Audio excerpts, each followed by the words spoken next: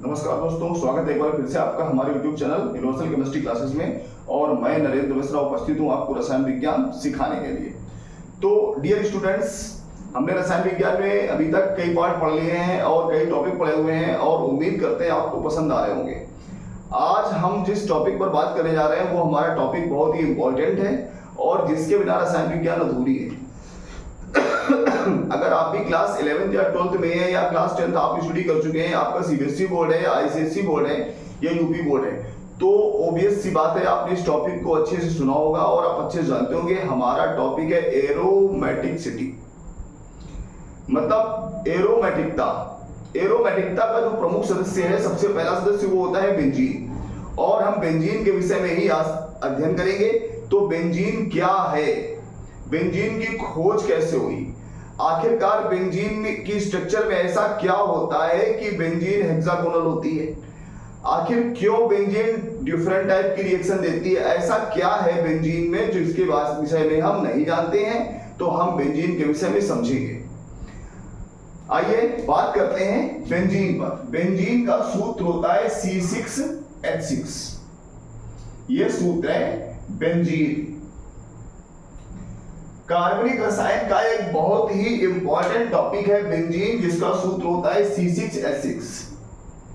Dear students, जो aromatic reaction होती है वो एरोमेटिक रिएक्शन ज्यादातर बेंजीन या बेंजीन के डेरिवेटिव्स की ही होती हैं।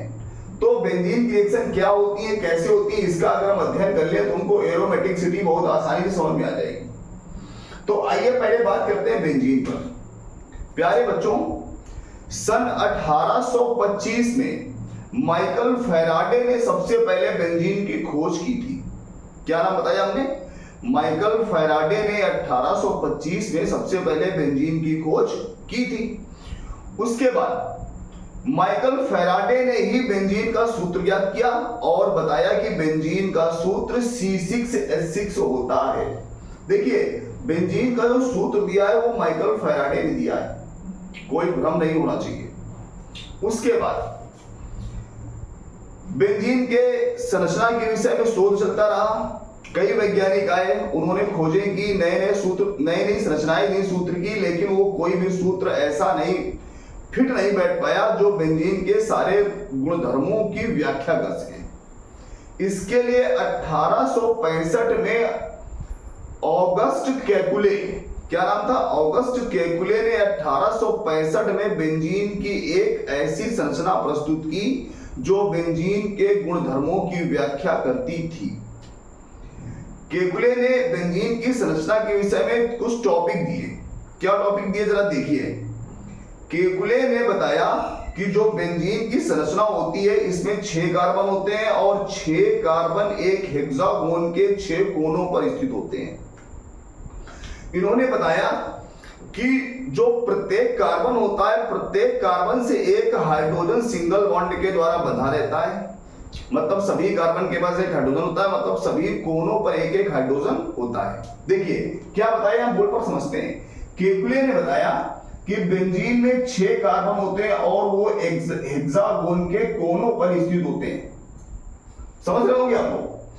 इन्होंने बताया कि जितने भी कार्बन होते हैं उनमें सभी के पास एक एक हाइड्रोजन होता है जो सिंगल बॉन्ड से बंधा रहता है। यह संरचना केकुले के द्वारा ही दी गई। उसके बाद केकुले ने बताया कि बेंजीन के सभी कार्बन के मध्य में अल्टरनेट डबल बॉन्ड होता है। अल्टरनेट डबल बॉन्ड जरा समझना। अल्टरनेट माने होता है एकांतर क्रम में। एकांतर का मतलब एक का अंतर, मतलब एक सिंगल बॉन्ड और एक डबल बॉन्ड बेंजीन की संरचना में होता है। केकुले ने इतनी स्ट्रक्चर दी थी। समझ रहे होंगे आप लोग? उसके बाद बेंजीन की केकुले की स्ट्रक्चर मान्य हो गई, लेकिन बेंजीन की केकुले की जो स्ट्रक्चर थी वो आधुनिक कुछ क्वेश्चन ऐसे थे जिनको अच्छी तरीके से व्याख्या नहीं कर पा रही थी। तो जब आधुनिक बेंजीन की स्ट्रक्चर दी गई तो एक क्वांटम यांत्रिकी के आधार पर दी गई। तो आइए बात करते हैं उन कुछ प्रश्नों के बारे में जो प्रश्नों के उत्तर केकुले की स्ट्रक्चर नहीं दे पा रहे थे। आइए बात करते हैं।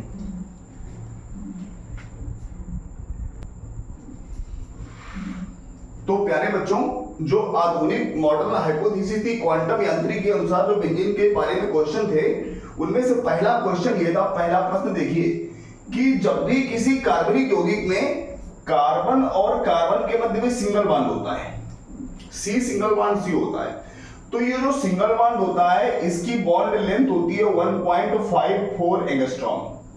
कितनी होती है? 1.54 एंगस्ट्रॉम। उसके बाद यदि किसी कार्बनिक कंपाउंड में सी डबल बॉन्ड सी होता है, डबल बॉन्ड होता है दो कार्बन के मध्य में। देखिए अगर एकल बंध होता है कार्बन कार्बन के मध्य में किसी कार्बनिक यौगिक में, तो वहां पर इस बॉन्ड की लेंथ होती है 1.54 एंगस्ट्रॉम। अगर डबल बॉन्ड है तो डबल बॉन्ड में इसकी बॉन्ड लेंथ होती है 1.33 एंगस्ट्रॉम। कितनी होती है? 1.33 एंगस्ट्रॉम। आधुनिक क्वेश्चन, लेकिन जो बेंजीन है, बेंजीन में जो दो कार्बन है, देखो सिंगल बॉन्ड है और डबल बॉन्ड है। दो कार्बन उठाइए, आप इन दोनों को उठाइए चाहे इन दोनों को उठाइए, एक में डबल बॉन्ड एक में सिंगल बॉन्ड। ये देखो सिंगल बॉन्ड, ये डबल बॉन्ड। तो जो सिंगल बॉन्ड होता है उसकी डिस्टेंस 1.54 एंगस्ट्रॉम नहीं होती है, और जो डबल बॉन्ड होता है उसमें भी डिस्टेंस 1.33 एंगस्ट्रॉम नहीं होती है। समझ रहे होंगे आप लोग? मतलब बेंजीन जो है इन दोनों ही नियम का पालन नहीं करती है। तो जब ये पालन नहीं करती है तो फिर आखिरकार इसके बॉन्ड की लेंथ होती क्या है? तो आधुनिक खोज के आधार पर ज्ञात हुआ, क्वांटम यांत्रिकी के आधार पर ज्ञात हुआ कि बेंजीन में जो कार्बन होते हैं दो, उनके मध्य की जो डिस्टेंस होती है वो डिस्टेंस होती है 1.39 एंगस्ट्रॉम। समझना बच्चों अच्छी तरीके से, अच्छे समझना इसको। अगर किसी कार्बनिक यौगिक में दो कार्बन सिंगल बॉन्ड से बंधे हुए हैं तो सिंगल बॉन्ड की डिस्टेंस होगी 1.54 एंगस्ट्रॉम, जबकि दो कार्बन अगर डबल बॉन्ड से बंधे हुए हैं तो इसकी डिस्टेंस मतलब बॉन्ड लेंथ होगी 1.33 एंगस्ट्रॉम। लेकिन बेंजीन में ना ही 1.54 एंगस्ट्रॉम होती है, मतलब सिंगल बॉन्ड नहीं होता है, और डबल बॉन्ड की भी लेंथ नहीं होती 1.33 एंगस्ट्रॉम, मतलब डबल बॉन्ड भी नहीं होता है। तो बेंजीन में दो कार्बन के मध्य में जो डिस्टेंस होती है वो 1.39 एंगस्ट्रॉम होती है। जरा देखिए, ये जो बेंजीन में दो कार्बन के मध्य की डिस्टेंस होती है ये सिंगल बॉन्ड से कम होती है और डबल बॉन्ड से अधिक होती है। समझ गया ना? सिंगल बॉन्ड से कम है और डबल बॉन्ड से अधिक है। मतलब ये हुआ कि बेंजीन के जो दो कार्बन होते हैं वो ना ही सिंगल बॉन्ड का पालन करते हैं और ना ही डबल बॉन्ड का पालन करते हैं।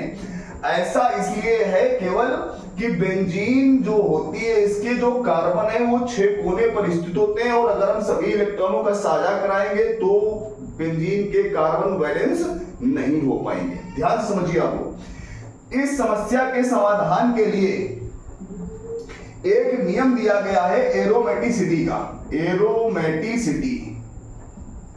और एरोमेटिसिटी का जो नियम दिया गया था ये दिया गया था हुकेल का नियम। किसका नियम दिया गया है? हुकेल का नियम, हुकेल का नियम। ध्यान देना बच्चों।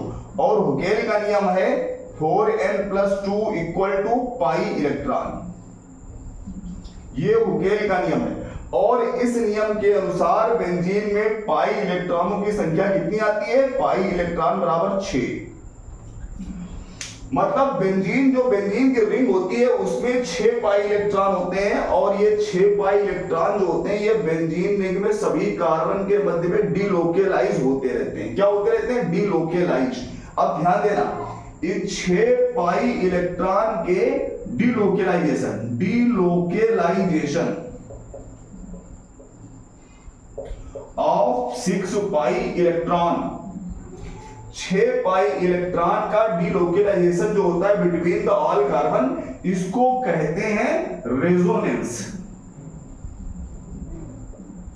क्या कहते हैं? रेजोनेंस। और इसी को कहते हैं अनुनाद। क्या कहते हैं?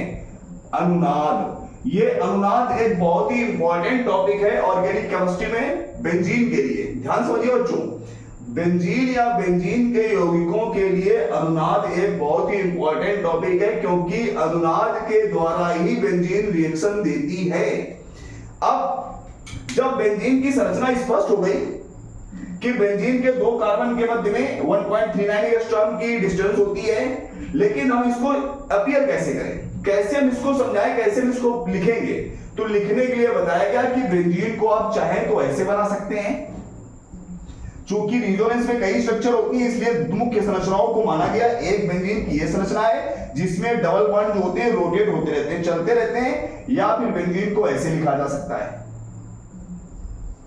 जिसमें बीच में इस प्रकार से गोला बना देते हैं। इसका मतलब यह है कि पाई इलेक्ट्रॉन का रोटेशन है, सभी कार्बन के पास पाई इलेक्ट्रॉन का रोटेशन है और बेंजीन में 6 गोले का मतलब 6 कार्बन है, संरचना हेक्सागोनल होती है।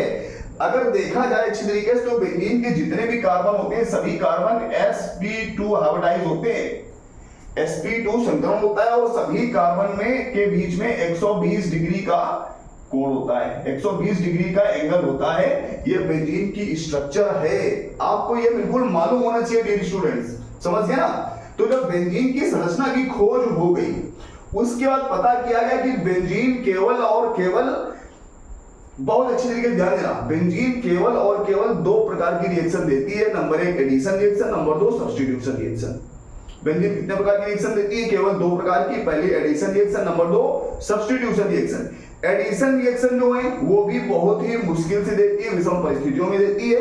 ज्यादातर बेंजीन सब्स्टिट्यूशन रिएक्शन देती है और जो सब्स्टिट्यूशन रिएक्शन देती है वो भी केवल एक ही प्रकार की देती है बच्चों, वो देती है केवल इलेक्ट्रोफाइल सब्स्टिट्यूशन रिएक्शन, इलेक्ट्रॉन स्नेही प्रतिस्थापन अभिक्रियाएं। तो बेंजीन 2 प्रकार की रिएक्शन देती है, एक देती है योगात्मक अभिक्रियाएं, दूसरी देती है प्रतिस्थापन अभिक्रियाएं। योगात्मक अभिक्रियाएं बहुत ही मुश्किल से देती है और योगात्मक अभिक्रियाएं केवल बेंजीन 3 ही देती है, ध्यान समझिए। योगात्मक अभिक्रियाएं बेंजीन केवल 3 ही देती है और प्रतिस्थापन अभिक्रियाओं की संख्या कुल मिलाकर 5 है। और अब समझिए कुल मिलाकर कितनी हो गई? 8 ही रिएक्शन हुई। 8 की जगह पर 2-4 रिएक्शन एक्स्ट्रा होती है जो अलग अलग यौगिकों पर निर्भर करती हैं, ठीक है ना। इस बारे में अच्छी तरीके से चर्चा करेंगे। फिलहाल आपको ये बात ध्यान देनी है कि बेंजीन केवल 2 ही प्रकार की रिएक्शन देती है, नंबर 1 योगात्मक, नंबर 2 प्रतिस्थापन, और कौन कौन सी रिएक्शन देती है इसके विषय में अच्छी तरीके से अध्ययन करेंगे। तो प्लीज हमारे चैनल से जुड़े रहिए, लाइक करिए, सब्सक्राइब करिए और अपने साथियों को शेयर करिए। धन्यवाद।